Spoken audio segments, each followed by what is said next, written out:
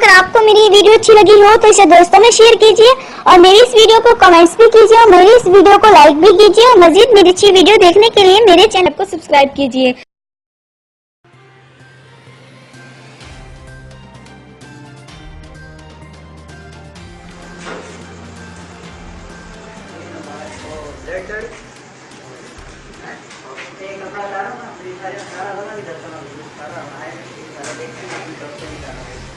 Sir है, sir इधर भी है। ये जुल्म भी देखो, ये जुल्म भी देखो, इसकी बैक साइड भी देखो।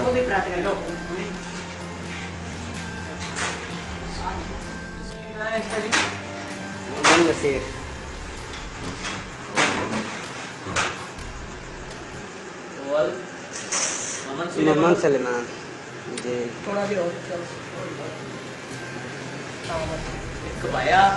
साकना कबाया जूनियर काउंसिल में शारा।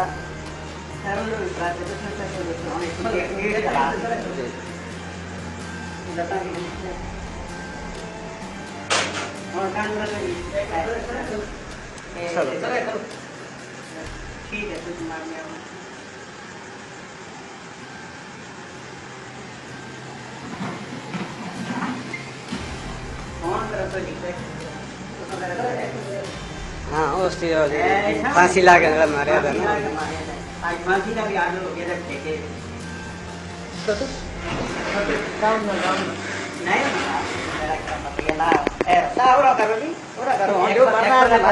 जो मरना था मर गया।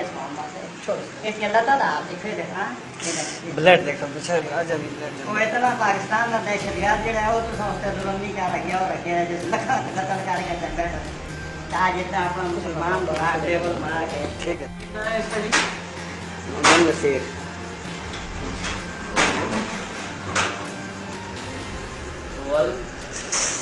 मोहम्मद सलेमान जी।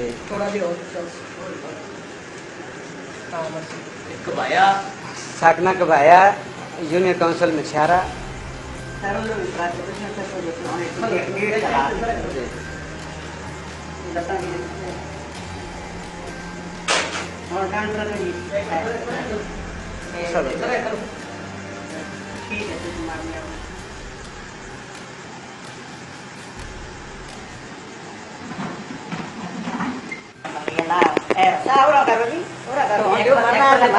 जो मरना था मर गया।